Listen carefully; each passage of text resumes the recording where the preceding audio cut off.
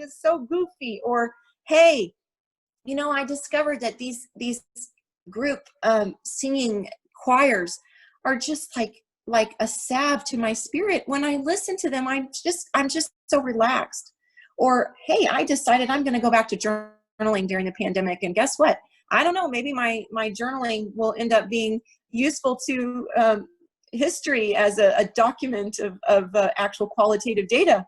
However, I know it helped me through, right? I know that when I was drawing in my journal and I was writing in my journal and all those first days of that hard stuff, I resourced something that I had been doing already, but I amped it up.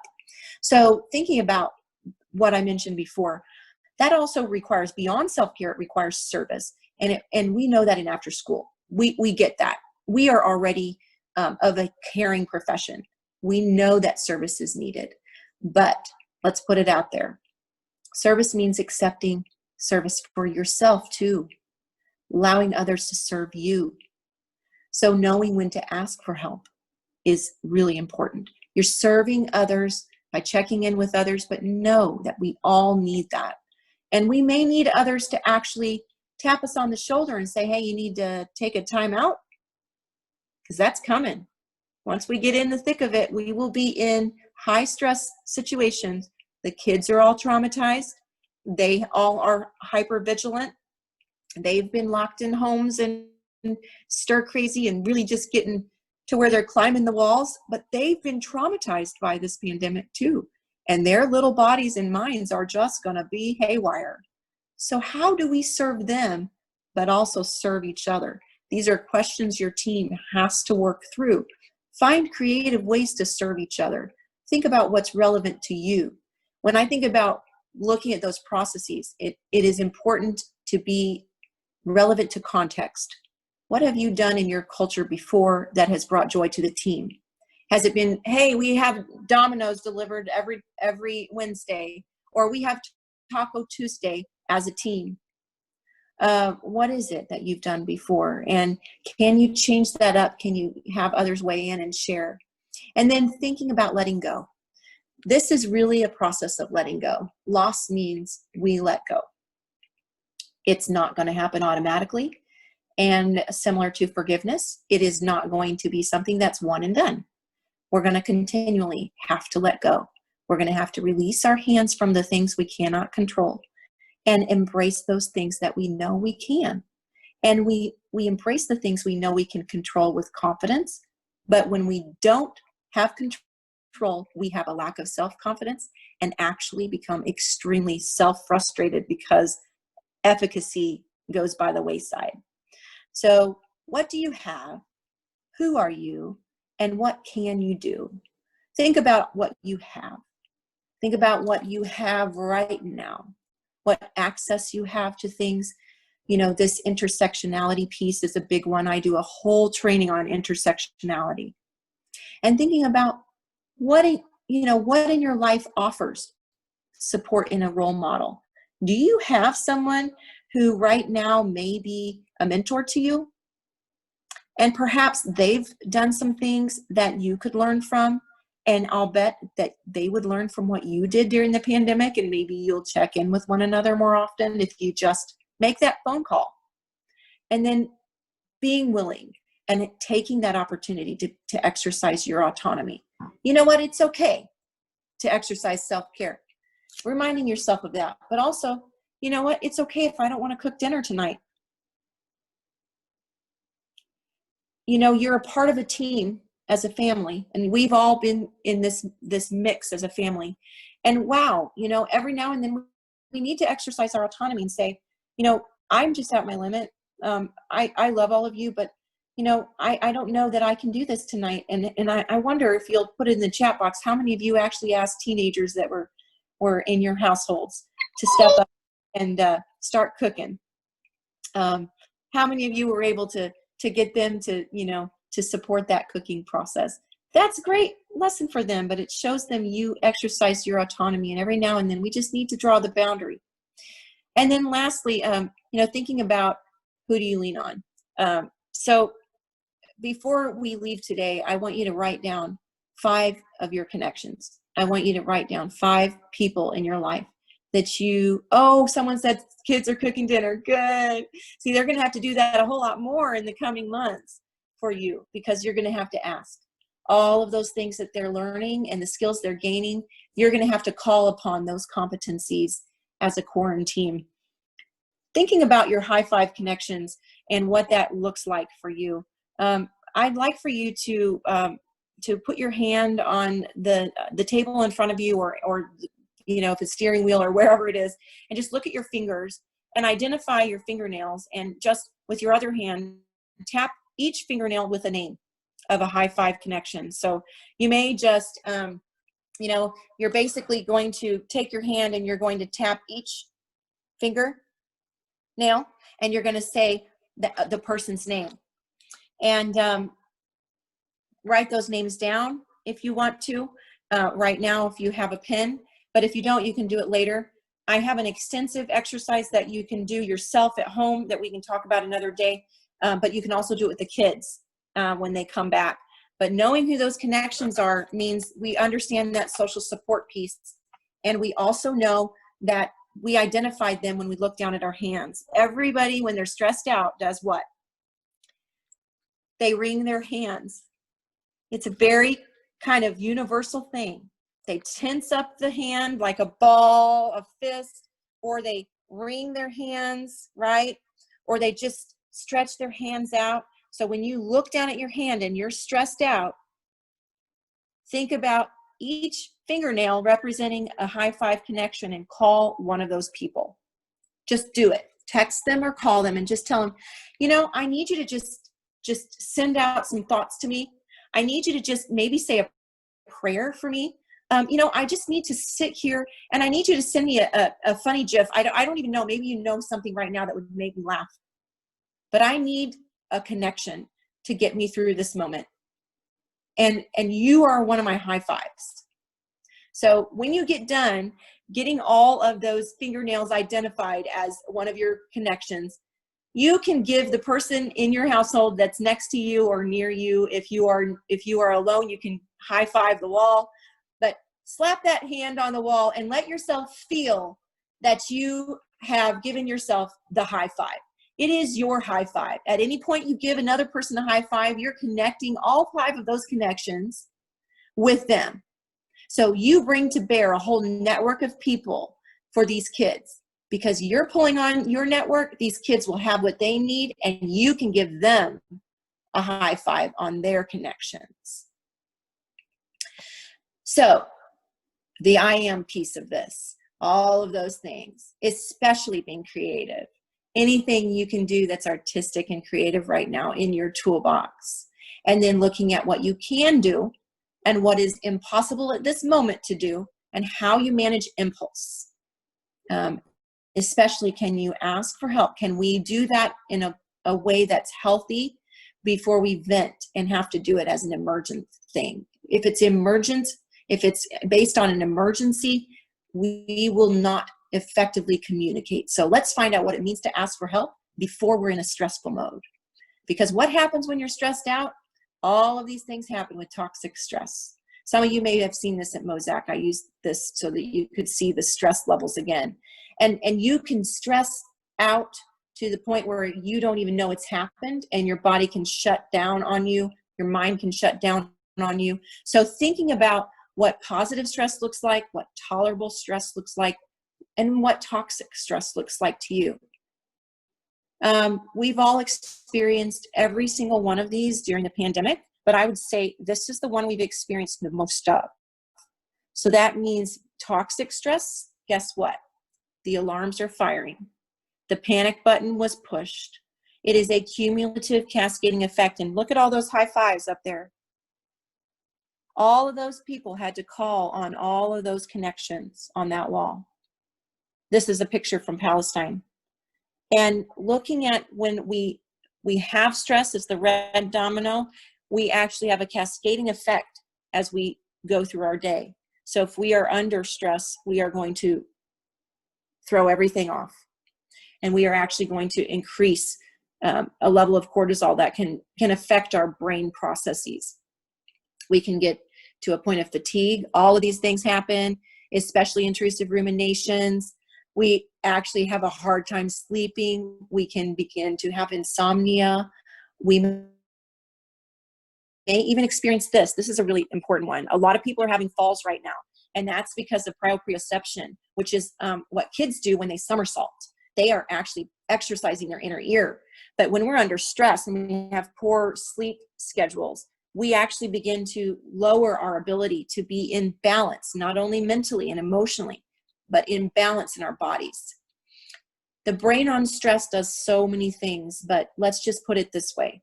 If we don't prepare ourselves, we will end up right here. We will end up with a chronic level of stress on the front line. And I don't want that to happen. A chronic level of stress over time actually shrinks the brain. And I have seen it happen. I have seen brain scans. And I'm telling you, it's not worth it because it reduces quality of life. So how can we think about the red flags? All of these things are red flags. If you're having any of these things, it's time to consult with a mental health expert. That means that if your mind and your gut connection is thrown off, that you are actually at a level of threat. So Gilbert puts it this way: we want to be in a drive system when we got to get stuff done. We're on dopamine. But the truth is we've got to continually soothe ourselves in a soothing system that promotes bonding in order to get endorphins and oxytocin. And the oxytocin we used to get from hugs. But guess what? We don't get that now, right? And we're going to have distancing when we're back on the job. We're going to have to still continue to be physically distant. And that means we are not producing those soothing hormones. What we're producing instead right now is adrenaline, and that has gotten us through the honeymoon phase. But we are predisposed for crashing if we do not think about some of this before we proceed to the front line. So one of those things is, how lonely has this made us feel?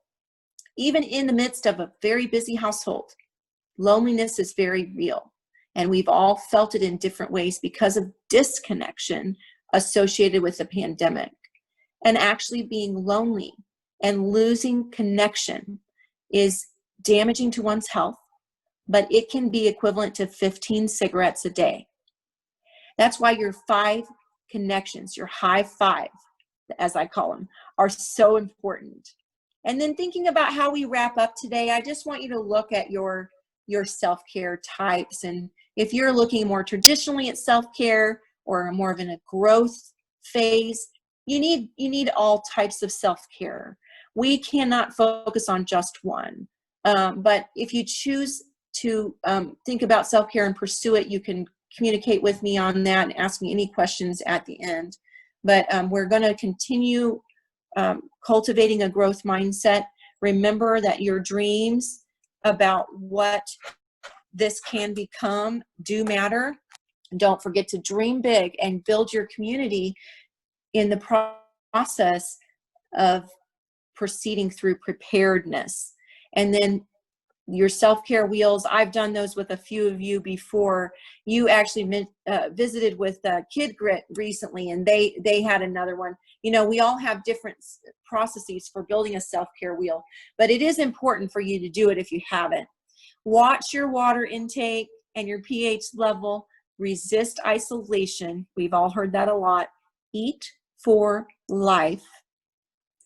And get moving. When you get moving, you build a hormone that actually strengthens your brain, and it can mitigate onset of Alzheimer's and dementia. Personalized rituals will be key to unlocking that level of stress and getting you through the soothing moments. Let's do a quick grounding exercise before we close. I'd like for you to just think about this photo. Think about being at a lake where the water was serene. It was full of beautiful trees, and you could see your own reflection in it. You could easily identify who you were. You could know that your reflection was sure, and that you knew that stepping into this body of water would not be a dangerous thing. It would cause you no distress. And yet, as we move through the disruption of the pandemic, this body of water, just as the Sea of Galilee that I've seen so many times, can become a very choppy body of water, and it can rise up in an instant and actually begin to cause destruction and waves that we cannot contain. We no longer see a reflection of who we are, and it becomes an uncertain space. So what I want us to think about is, as that water begins to calm somewhat, can we root ourselves today as a tree rooted by a river? And can we see those connections as roots that dive deep into the earth, into our lives, to root us and stabilize us? I want us to think about that as we move through this process. All of these things you can use are contemplative and expressive. These are some of the things that I offer really focused and detailed trainings in. But in particular, I wanted you to focus on the contemplative, thinking about this exercise. So as a reflection, we can look in and we can see something and we can catch a glimpse. But if we're distracted, just how we have been in the pandemic, if we're unable to fully see clearly, like that first photo, then we often feel scatterbrained, and our brains feel confused and foggy-headed, and we leave without really knowing who we are. However, if we hear what is needed to be prepared, and we glance in and we take the time to find delight in those things that feed our spirit, in those things that feed our bodies in a way that is healthy, then we can affirm ourselves in action as a team and as individuals. We have the ability to do that. All of us have been given tools in our innate toolkit in our brain to flip the switch and say, no, I am going to stop and breathe. I'm going to recognize that the water that was once serene and tranquil is not. And that is something that is terrifying. And I know that if I can breathe through this, I can weather the storm and once again know who I am, even in more of a beautiful way, and know that I am capable of much more than I ever thought I was, because the strength I gained in the storm has actually made me a better frontline worker, has made me a better educator in after school. So I know that our minds have been inundated with a lot of information. These are my references, but I do want to give you time here in the last few minutes if you'd like to ask some particular questions, and I'll turn it back to Brad. And I want to thank you for just allowing me to share my heart, really, because I can tell you, I appreciate all of you. I'm grateful that you are here, and that you are brave and courageous and willing to go on the front line, just like all of the nurses and the doctors I have been coordinating with this past week. And so I just want us to be prepared. So let's just generate a conversation. How about it? Thank you. Yeah, so thank you, Renee. So if you have questions for Renee, I feel like I was, as she's wrapping up, I thought we probably could be here for hours, because there's 203 of us on the call, and if we all want to get our own personal time with Renee, it would take us days. But if you do have a question, you can post it in the chat box, or if you want to unmute, and we're just going to try this, so not have everybody unmute at the same time. But if you do have a question for Renee regarding things she talked about, go ahead. If you want to unmute and ask your question, that's great. I'll keep an eye on the chat box. Clint, you can help me with that as well. So, Charisma, looks like anything Hi, I have a question. Go ahead. So I caught just about everything. This was absolutely wonderful and excellent. I was curious though if you had your slides on the website, or because there's just some things I wanted to go back and take more notes and connect with because they resonated. Are they available on your website, or? They are not available on the website. No, not at this time. However, I think that Brad and I were talking about a possibility of some, in the future, of some contact hours for gaining training. And I do trainings through the Missouri Workshop Calendar. And so occasionally I post them there, and you can work on them through that. So I can obviously create the PowerPoint to release to all of the attendees today. And then if you'd like to do anything else, just feel free to email me. I think I may have put my email address in one of the earlier slides. Forgive me a moment. Renee, if you want to, Yeah. if you want to read me or let me know what your email address is, and I'll post it in the chat box. Yeah, there you go. You can do that. Feel free. All right. Thanks for your question, Charisma. Anybody else? Thank you, Charisma. And I love your name. It means Thank so you. much. Thank you. Got so many layers there. Wow.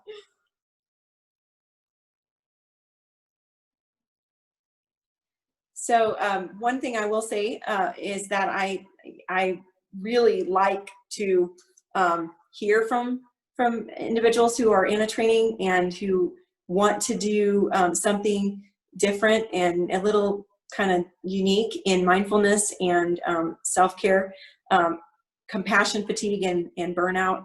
All of those subjects are just like my passion, because I think we all need to really exercise enough self-awareness, which is right in the middle of what we do, right? Is socio-emotional learning. It's right in the middle of it all. So if you think there's something that you would like to see and you didn't see, I'd love to hear feedback. And if you want to hear more, feel free to reach out. And I see a few familiar faces. Thank you so much for your kind words. And I appreciate your patience with the delay this morning or this afternoon. I was laughing with Brad. I might fill the little time here, Brad, by giving a little background on some of the things that happened today. And thank you, Tyler. That was so kind of you. Yes, so I came straight from the university hospital where my mother is currently hospitalized, and landed in the house before the presentation today. But I was laughing with Brad because I think about how many things in life just don't go as planned, right? And so many things that we are experiencing right now are going to help us moving forward, and they've built our resilience if we will continue exercising them, because resilience is really a muscle. It's really more like, if you're willing to do the weightlifting, then you'll get a stronger muscle. But if we just lifted it once or twice, the muscle's not really, it doesn't have any memory. But resilience really is a matter of encoding over time. So if you learn some ways to cope during the pandemic, I want to know what those ways are.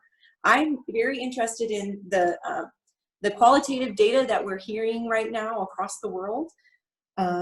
I have very dear friends and family who are in places that have experienced a lot of conflict, and particularly in Palestine, and they've experienced curfew again and again. Like, I've actually been in situations where I experienced curfew, like imposed by the government, by martial law. And so a lot of what I learned in my early years came from those moments of building resilience, where I had to do bomb drills, and I had to figure out what that meant. And so now I'm just like, wow, a lot of this stuff really does work in the pandemic. Can I share? So hopefully we'll get the conversation going. And so, thank you again. Yeah, Renee, there was a question in the chat box. What are some healthy foods that help relieve stress? Oh, that's such a good question. So So anything that you have access to that can reduce inflammation. So thinking about stress as a trigger for inflammation. I am not a nutritionist, and I am not a dietary nutritional expert, but a lot of those Mediterranean diet foods, foods that I was raised to eat every day, are actually now foods that people are going to. They're kind of going back to. So like, high in omegas, omega oils, things like avocados and salmon, turmeric as a spice, coriander as a spice, fennel, a lot of things that help us to relieve as a diuretic effect, relieve the inflammation. Remember, we're metabolizing that sore thumb, and the water just needs to get out of our bodies as we consume. Like Brad's taking a drink. Go, Brad, go, Brad, go. Yes, hydrate. And so as he's doing that, guess what it does to me? It reminds me to do the same thing. And this is a perfect quarantine ritual. As you see someone take a drink, everyone do it. Right? Because we all need to hydrate. So thinking about what is going to help us stay hydrated, but also expel that water and move the toxins through our system. So a lot of those things I mentioned do that. Curcumin is another, cayenne. There are a lot of really good ones. I've been asked to do one of those types of trainings, but I'd rather have a dietary expert with me on that. So I've kind of been holding off. If you know of a great one to add to Reed-Miller group, we're looking for one. So thanks. Any other questions for Renee?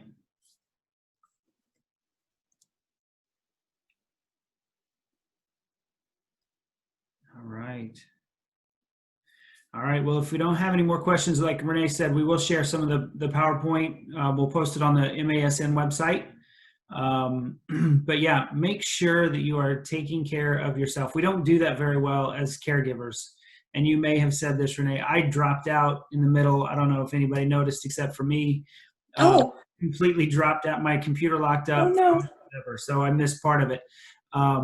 But we are so good at taking care of everybody else, but we are so ready to not take care of ourselves, and we have to do that. So that's right. Please make sure that you're taking care of yourself through all of this. And when we go back, we need to be ready to take care of those kids.